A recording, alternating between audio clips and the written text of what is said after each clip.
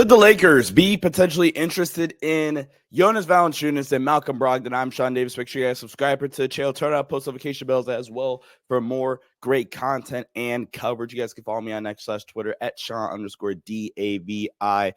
There have been reports all summer. I mean, really dating back to July when LeBron James, decided to take a little pay cut to allow the Lakers to open up their, non-taxpayer mid-level exception to potentially get Jonas Valanciunas. The Lakers weren't able to get that job done. And ever since then, there's been just a lot of rumors and news about how the Lakers might potentially, still be interested in Jonas Valanciunas. They might trade for Jonas Valanciunas. Well, now potentially throw Malcolm Brogdon into the mix. So should the Lakers be interested in Malcolm Brogdon and Jonas Valanciunas? And my straight up answer, because there's a lot of conversation, discourse about it on Twitter, amongst other things that I won't get into right now, including the whole ratings discussion and things of the like.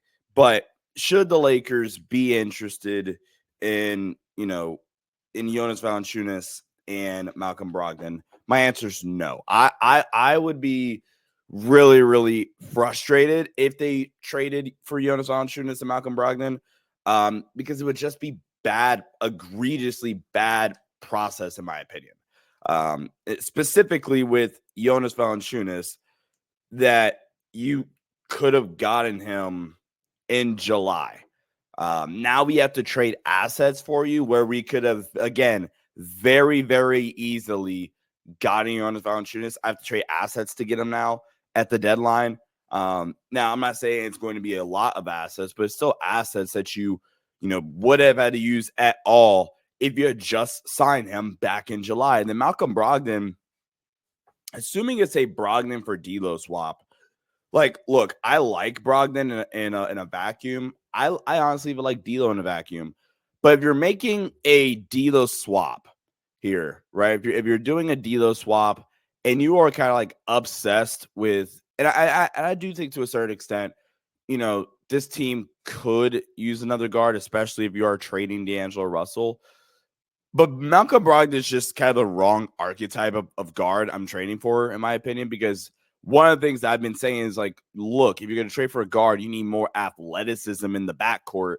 And that's not really what Malcolm Brogdon's going to come in and provide for you. It's not athleticism in the backcourt necessarily. And again, I like Brogdon. I think Brogdon's going to come in. He's a more than capable defender, good enough playmaker, really good three-point shooter, but he's older. He's very, very much injury prone. So far this season, even going to pull his stuff up really, really fast. He's only played in 10 games so far this season.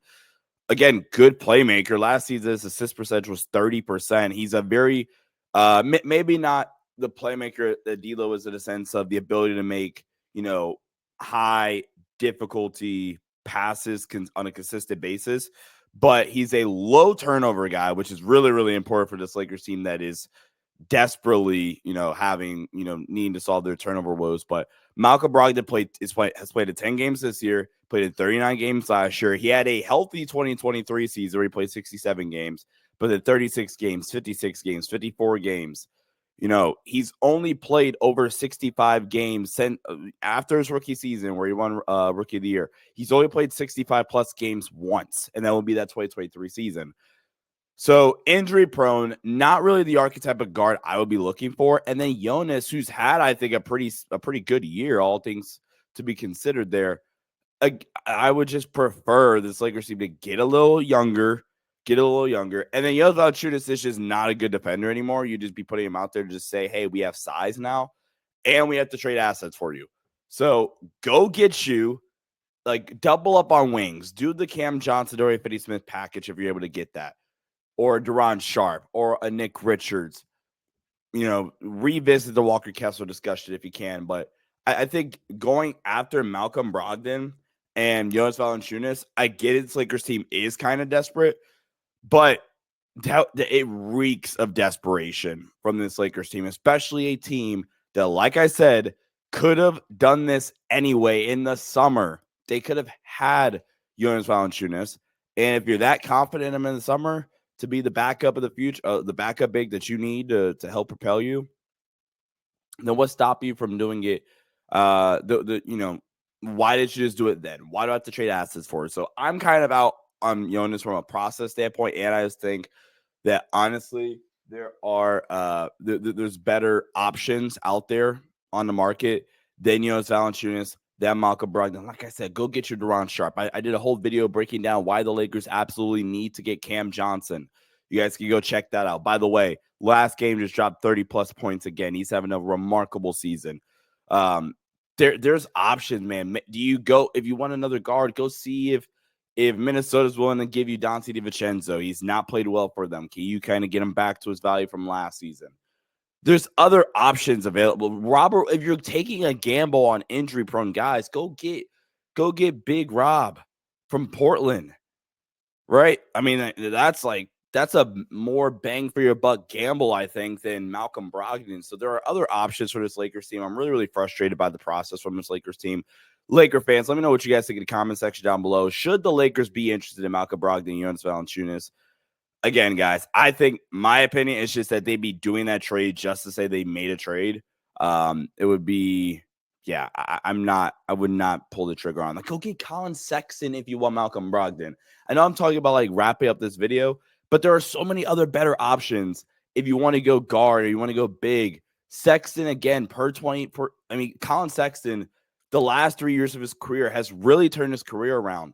Per 75 possessions, he's averaging 21.8 points, getting to the line at a decent rate, shooting, has a 61.8% true shooting percentage, which is a career high for Colin Sexton. Career high effective field goal percentage, shooting 44% from three.